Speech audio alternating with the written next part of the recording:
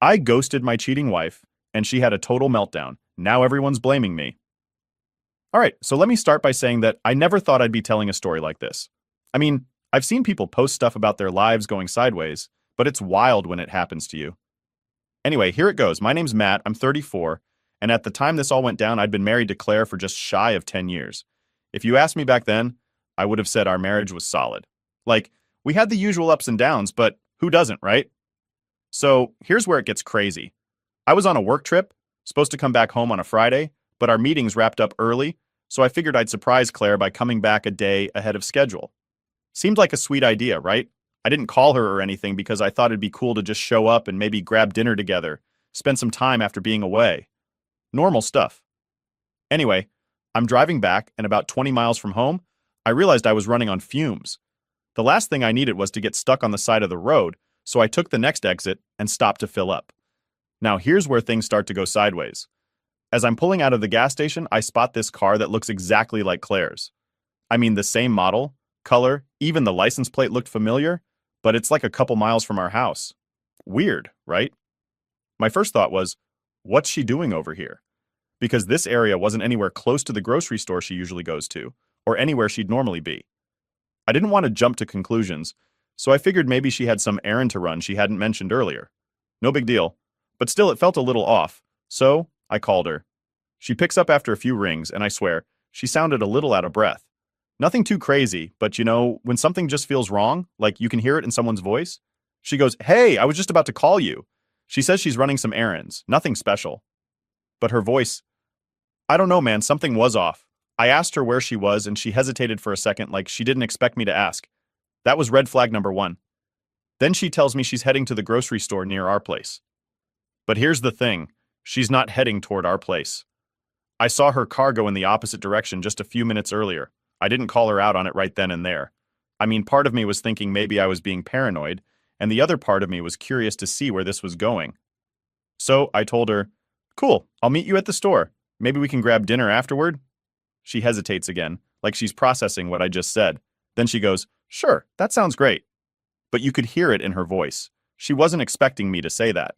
I'm not gonna lie. My stomach was doing flips at this point.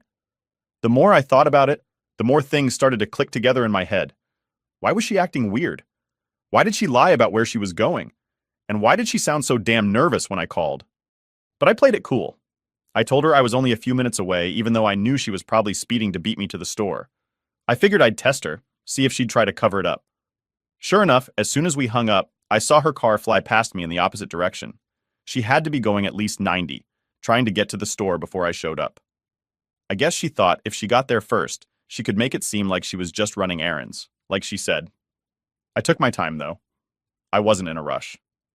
I pulled into the parking lot, and there she was, standing outside the store, adjusting her clothes and fixing her hair in the side mirror of her car. She didn't see me at first, so I just watched her for a second. It was weird, like she was trying to pull herself together before I got there.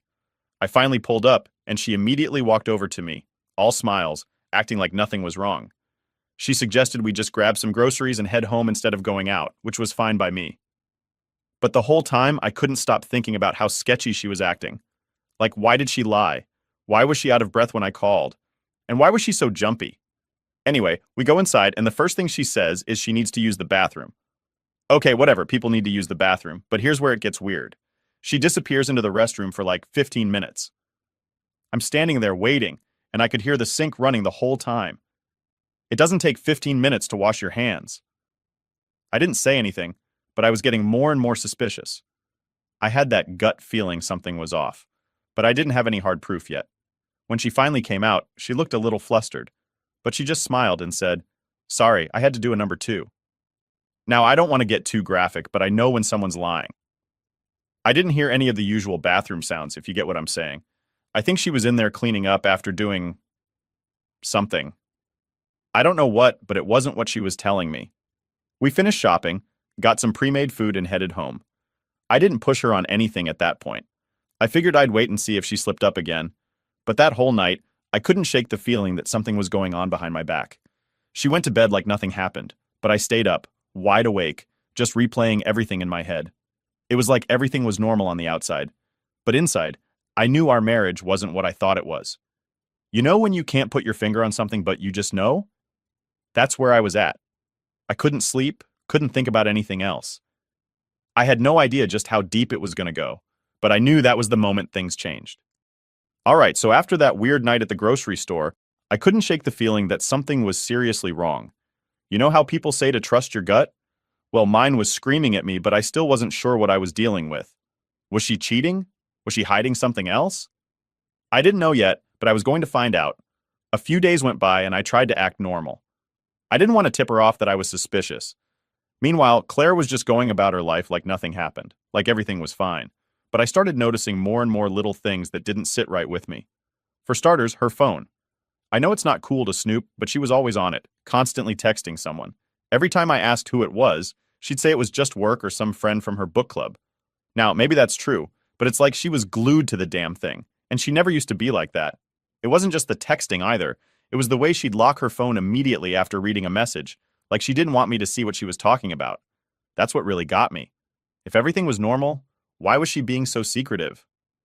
So one day while she was in the shower, I decided to take a quick look. I'm not proud of it, but I had to know what was going on. The thing is, she was smart. She didn't leave anything suspicious on her phone, no weird texts, no pictures, nothing. Either she was really careful, or she was using some other method to keep things hidden. It almost made me feel crazy, like I was imagining everything, but my gut wouldn't let it go. Then came the late nights. Now Claire's job sometimes required her to stay late, especially around deadlines, so it wasn't out of the ordinary for her to work late every now and then. But suddenly, it was happening more often. And not just by an hour or two, she'd be home at 9 or 10 at night, acting like it was no big deal. The excuses were always the same. We're working on a big project, or I had to stay and help with something at the office. But the timing was just too convenient. One night she told me she'd be working late again and I couldn't take it anymore. I decided to do something about it. Instead of sitting at home wondering where she was, I drove to her office. I didn't want to jump to conclusions, but if she was telling the truth, then no harm done, right?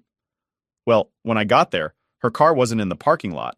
I drove around the block a few times, waiting to see if maybe she had parked somewhere else or was running late. But nope, no sign of her. Now here's where things started clicking into place for me. Remember that neighborhood where I saw her car the other week? I decided to take a detour and drive by just to see if she was there. And what do you know? As I'm cruising down that same street, there's her car, parked in front of the same house. The same damn house with the same pickup truck in the driveway. I felt my blood boiling, but I didn't do anything rash.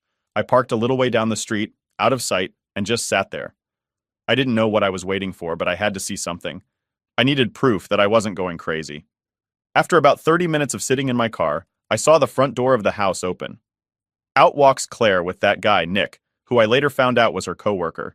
They were laughing, talking like they didn't have a care in the world. That's when it hit me. She wasn't just working late. She was spending her extra hours with this guy. I didn't confront her right then and there because honestly, I wasn't ready. I needed to process what I'd just seen. So instead, I pulled out my phone and snapped a few pictures of her car in the driveway and them talking in front of the house. I figured I'd need them later, just in case she tried to deny anything. I drove back home, my head spinning. I didn't know what to do next. Part of me wanted to just pack up and leave, but another part of me wanted more information before I made any big moves. I wasn't the kind of guy to throw away almost a decade of marriage without knowing exactly what was going on. The next day, I didn't say anything to her. I acted like everything was fine. We had dinner together, talked about our days, the usual stuff. But I was watching her closely, trying to figure out if she'd slip up or give me any clues about where she'd really been the night before. She didn't. Claire was a good liar. I'll give her that. She didn't flinch or hesitate when she told me about her late night at work. She even said they ordered pizza for dinner at the office. It would have been convincing if I hadn't known the truth. Over the next few days, I kept an eye on her, trying to catch more evidence of what was going on. Every time she said she was working late, I'd drive by that same house, and every time, there she was, parked out front. I didn't see Nick again, but I didn't need to. I already knew what was happening. At this point, I was just biding my time. I needed to figure out my next move, but I couldn't rush it. I didn't want to make a scene without being fully prepared, so I kept gathering my evidence, waiting for the right moment to confront her. And the lies kept piling up. Claire would tell me she was at work, that she was stuck in traffic, that she had a late meeting, and all the while, I knew exactly where she was and what she was doing. But she didn't know that I knew. I started distancing myself from her without making it too obvious. I didn't want her to suspect anything yet. If she thought everything was normal, she'd keep making mistakes, and I needed her to slip up. At the same time, I was preparing myself for what was coming next. I knew I couldn't keep this up forever. Eventually, I'd have to confront her, but I wanted to make sure I had everything in place before I did. I wasn't sure how she'd react. Would she come clean? Would she lie again? I didn't know, but I was ready for whatever was coming. All I knew was that our marriage wasn't what I thought it was, and once I laid everything out on the table, there'd be no going back. All right, so things had been pretty tense for a while, and I knew I couldn't keep pretending everything was fine. I had enough proof that Claire was cheating, but I wasn't sure how I wanted to approach it. Part of me wanted to confront her the second I saw her with Nick outside that house, but another part of me wanted to be smart about it. I didn't want her to twist the situation and make me seem like the bad guy, you know? I needed everything to be laid out so she couldn't weasel her way out of it. One night, about a week after I saw her at Nick's house, she came home late again. She walked in like nothing was wrong, smiling and asking me how my day was. I played along, told her my day was fine, and asked how hers went. She gave me the same excuse as before: late night at work, lots of projects piling up. But this time, I couldn't hold it in anymore. I stared at her for a second, and then I just said, "Are you really going to keep lying to my face like that?" She looked at me confused. Or at least she pretended to be confused. "What do you mean?" she asked, acting all innocent. That just made me even more pissed off.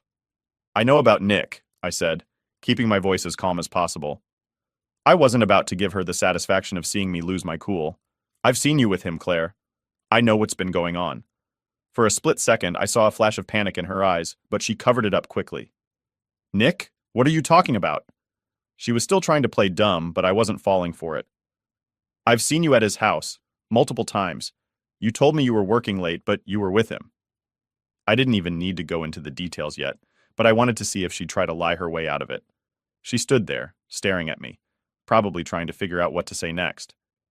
"It's not what you think," she finally said, which made me want to laugh.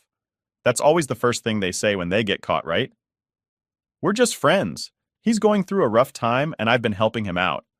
I raised an eyebrow. "Helping him out? At his house? Late at night?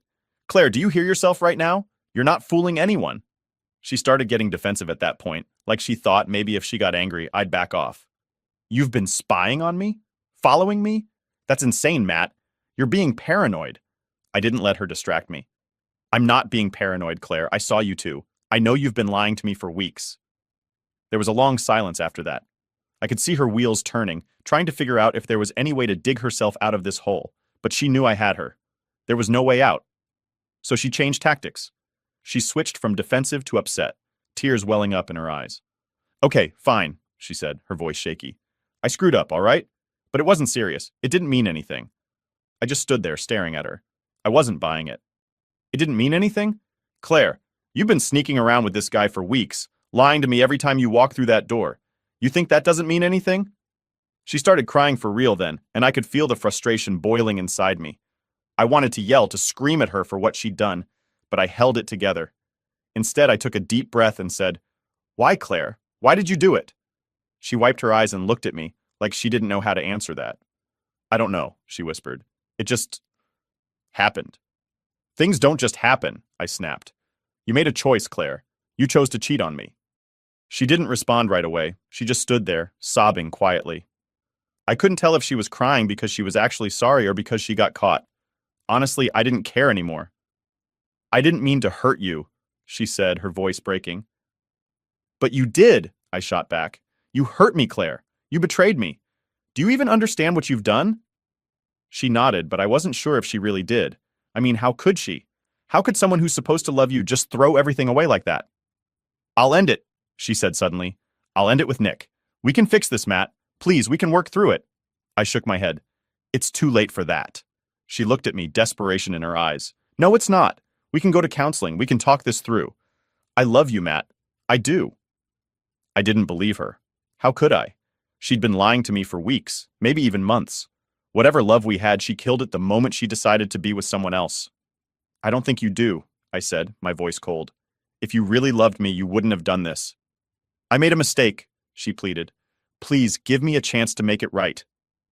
I stood there, staring at her, And for the first time in a long time, I felt nothing. No anger, no sadness, no love. Just nothing. I can't do this anymore, I said, finally breaking the silence. I'm done. She froze. What do you mean? You can't just leave. I'm done, Claire, I interrupted. I don't want to be in this marriage anymore. I can't trust you, and without trust, there's nothing left. She started crying harder, trying to grab my arm, but I pulled away. Please, Matt, don't do this. We can fix it, I swear. But I wasn't listening anymore. My mind was made up. There was no fixing this. You can't come back from something like this. I'll pack my things tomorrow, I said quietly. We'll figure out the rest later. And just like that, I walked away. I didn't raise my voice, didn't slam the door, didn't do anything dramatic. I just walked out, and in that moment, I felt more at peace than I had in weeks. Claire called my name as I left, but I didn't look back. That was it. There was no going back now. After I walked out that night, things got real quiet. It was like the calm after a storm, but not in a peaceful way. More like when you're standing there, looking around at the mess that just happened, and you know you've got to deal with the cleanup. That's exactly what it felt like. I didn't go far that first night. I stayed with my buddy Jake, who didn't ask too many questions, just let me crash on his couch and left it at that. I wasn't ready to talk about it yet. I didn't even know where to start. The next morning, I went back to the house. I didn't want to drag things out, and I definitely didn't want to be there when Claire was. The last thing I needed was another round of her crying and begging me to stay. So I got there early, packed up some clothes, my laptop, and a few things I knew I'd need for the next few weeks. It felt weird, packing up my life like that, but I didn't want to stay in that house any longer than I had to. Every corner of it felt tainted now. As I was packing, my phone started blowing up. Claire had figured out I wasn't coming back, and she wasn't happy about it. I didn't even read most of the messages. A few were her saying how sorry she was, that we could work through this if I just gave her a chance. Then the next few were angry, like she was pissed that I'd actually walked out. It was like she couldn't believe I'd go through with it. I blocked her number. It wasn't because I didn't want to hear from her at all. It was more that I needed some space to think. I needed to breathe without her constant messages pulling me back into the mess. I wasn't sure what I was going to do yet, but I knew I couldn't stay in contact with her while I figured it out. After I blocked her, things got quiet again. The silence was kind of eerie, but it was also what I needed. Jake wasn't asking me a bunch of questions, and I wasn't in a rush to explain. I didn't want to sound like one of those guys who airs all their dirty laundry. At the same time, I couldn't shake this feeling like I'd been thrown into a whole new life without any warning. I'd been with Claire for nearly a decade. We had routines, habits, little inside jokes that came from being together that long. And now, all of that was gone. It's weird how fast things change when you least expect it. You think you know what your life is, and then it's like the floor just drops out from under you. For the next few days, I laid low. I didn't tell many people what happened. I wasn't ready to deal with all the questions, and honestly, I didn't know how to explain it without feeling embarrassed. My family didn't know yet, and I wasn't sure how to bring it up. What do you even say? Hey, Mom, Dad, Claire's been cheating on me, and I walked out? It just felt too raw, and I wasn't ready to have that conversation. But Claire wasn't making things easy. Since I blocked her, she started reaching out to people we knew, our mutual friends, my family, even some of my coworkers. She was trying to find out where I was staying, trying to get them to talk me into meeting with her. She told them she needed closure or whatever. I don't know. That's when things started getting messy. Her friends began calling me, telling me how devastated she was, how she couldn't stop crying, how she was a wreck. They wanted me to meet up with her just so she could explain everything. I don't know what there was to explain. She cheated, I found out, and I left. End of story, right? But apparently that wasn't good enough for her. Her older sister Beth even called me, which was wild because Beth and I barely ever talked. She acted like this was all just some big misunderstanding and that I should give Claire a chance to explain herself. I wasn't having any of it, though. I told Beth straight up, she cheated on me. What's there to explain? She didn't have much to say after that. It didn't stop there, though. Claire's parents, who I'd always gotten along with, started reaching out too. They were shocked, obviously, and couldn't believe what was happening. But instead of supporting me, they sided with her. They tried to guilt trip me, saying things like, you know she loves you, and maybe you're overreacting. Overreacting? How was I supposed to react to being lied to and betrayed for weeks, maybe longer? That's when it hit me. No one really knew what was going on except me. To everyone else, we were the perfect couple, and Claire was this sweet, caring wife. They didn't see the lies, the cheating, the nights I stayed up wondering what the hell was going on. They saw the version of her she wanted them to see. I started feeling pretty alone at that point. My own family was supportive, sure, but Claire was really pulling at everyone's heartstrings. It was like they all forgot she was the one who destroyed our marriage. I knew I wasn't crazy, but damn, it felt like the world was upside down. But you know what? I wasn't about to give in. I wasn't going to let her manipulate me into coming back. I'd seen who she really was, and there was no going back from that. No matter how many tears she shed or how many people she got to call me, I was done. Once the trust was broken, there was nothing left to fix. So, I stayed no contact with her. I blocked her on everything: phone, email, social media. If she wanted to reach out, she'd have to go through my lawyer. That's the only way I could keep my sanity. Every now and then, someone would send me a message saying how Claire was still struggling, that she wasn't handling things well, and that maybe I should meet up with her. They didn't get it. I wasn't interested in giving her any more of my time. She made her choice, and I made mine. As the days turned into weeks, I started to feel better. It was weird. Like I'd finally cut off this weight that had been dragging me down. I didn't feel angry anymore, just relieved. I wasn't going to let her pull me back into that mess. I had my own life to rebuild, and I wasn't about to let her ruin that too. So after all the craziness, it was time to actually start moving forward. It wasn't like flipping a switch and suddenly everything was okay, but I'd made up my mind that I wasn't going back. Claire had done enough damage, and I wasn't going to let her drag me down anymore. Blocking her on everything was the best decision I'd made. She couldn't reach me, couldn't send me guilt-tripping texts, couldn't cry to me over the phone. I finally had some space to breathe, and that's exactly what I needed. But just because I cut her off didn't mean life got easier right away. There was a ton of stuff to deal with. I mean, I still had to get through the legal stuff, figure out what to do with the house, and explain to people who kept asking what the hell happened between us. It was exhausting. One of the biggest things was figuring out what to do about the house. Technically, it was in both our names, but I didn't want to live there anymore. The place felt tainted, like every corner of it reminded me of the lies and the sneaking around. So I decided I wasn't going to keep it. I wanted a fresh start, somewhere that didn't come with all the baggage. I called a lawyer to start the divorce process officially. I had no idea what I was doing, but the lawyer walked me through everything. We'd have to split assets, figure out what was fair, all that. Claire hadn't responded yet, but I knew she'd come around once the papers hit her. I was preparing myself for whatever drama that would bring. On top of all that, I had to explain the situation to people who were still in the dark. My family, a few close friends who didn't know the details yet, they were all asking questions. When I finally told my parents, they were shocked. My mom was especially upset because she thought Claire was practically perfect. She couldn't believe that the woman who had been part of our family for almost 10 years had done something like this. I had to remind her that things aren't always what they seem. Then there were the friends. Most of them were on my side, but I still got the occasional, maybe you should talk to her, or, it's not too late to fix things. I wasn't having any of that. Fix what? She cheated, lied, and disrespected me. There was no fixing that. I wasn't about to entertain the idea of going back to someone who'd been unfaithful, no matter how many tears she shed or how many apologies she made.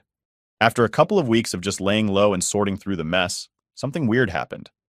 I started to feel better, lighter even. It was like once the dust settled and I stopped worrying about what everyone else thought, I realized how much weight I'd been carrying around. The trust issues, the constant wondering where she was or who she was with, that was all gone now. And yeah, I still had moments where it hit me that my marriage was over, but those moments didn't sting as much as they did at the beginning. One of the things that helped me move on was getting back into some of the hobbies I'd let slip during my marriage. Before all this, I used to love playing basketball with some buddies from work, but over the last year or so, I'd kind of let that go. So I hit them up and started joining them again at the local gym. It felt good to be doing something for myself again, something that wasn't tied to the stress of my relationship. I also focused on work. I know it sounds cliche, but diving into my job gave me a sense of purpose when everything else felt shaky. I wasn't going to let Claire's actions ruin every part of my life. I still had control over my career, and I poured my energy into that. And guess what? It paid off. I started getting recognition for some of the projects I'd been leading, and it felt like I was finally moving forward in a positive direction. Then, out of nowhere, I started hearing from people who hadn't been in touch for a while. Old friends who'd heard through the grapevine about the divorce reached out, checking in on me. Some of them had gone through similar situations, and it was kind of comforting to talk to people who understood what I was dealing with. I'm not saying misery loves company or anything, but it did help to know I wasn't the only one who had gone through something like this. Eventually, I started thinking about what was next for me. I wasn't ready to jump into another relationship or anything. I was still healing from everything that had happened. But I wasn't going to let Claire's betrayal make me give up on the idea of finding someone new someday. I mean, yeah, it was going to take time, but I wasn't about to let one bad experience ruin my whole outlook on relationships. People kept asking if I'd ever consider dating again, and my answer was always the same. Maybe one day, but not right now. I wasn't in a rush. I'd spent almost 10 years with Claire, and I wasn't about to rush into anything else just because I didn't want to be alone. I needed time to figure out who I was without her, and that was going to take more than a few weeks or even months. And honestly, the single life wasn't that bad. I had my freedom back. I could do what I wanted when I wanted, without having to check in with anyone or worry about what they were up to. It was a weird adjustment at first, but the more time went on, the more I realized how much I'd missed that freedom. Looking back, I know I made the right choice walking away from Claire. Sure, it hurt at first, and it was messy and complicated, but in the end, I wasn't going to stay in a marriage that was built on lies. I deserved better than that. Everyone does. No one should stay with someone who disrespects them like that. So, yeah, things were starting to look up. I wasn't exactly where I wanted to be yet, but I was getting there. Day by day, I was moving on, and that felt pretty damn good. I was starting to feel like I'd finally moved on, like things were finally leveling out. But of course, just when you think you've gotten some peace, life has a way of throwing something else at you. This time, it was Claire. I hadn't heard from her directly in a while, thanks to blocking her on everything, but that didn't mean she was completely gone from my life. One day, out of the blue, I got a call from a number I didn't recognize.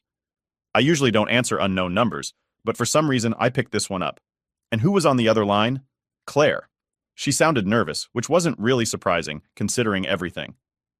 "Matt, I know I'm the last person you want to talk to," she started, and I was about to hang up right there. But something made me pause. Maybe it was curiosity, or maybe I just wanted to hear what she had to say. "I just need to talk to you, please," she said.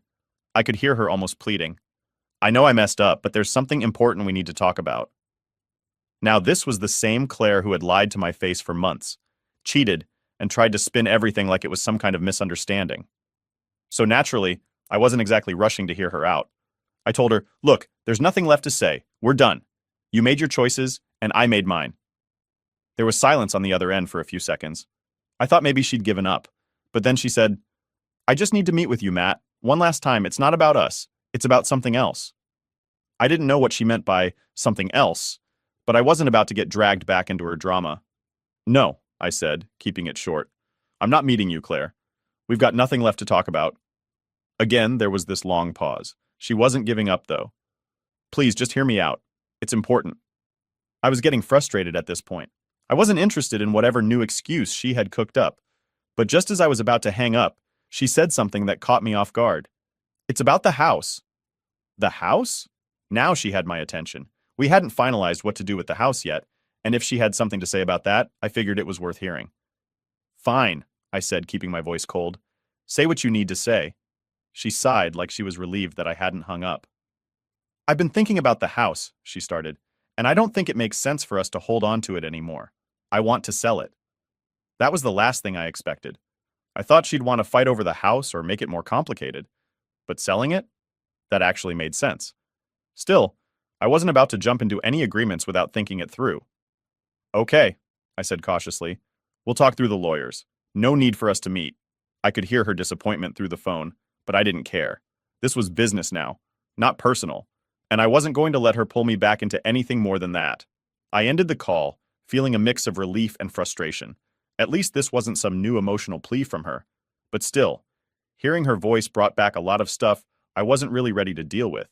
The house, though, selling it? That might actually be the final piece to moving on for good.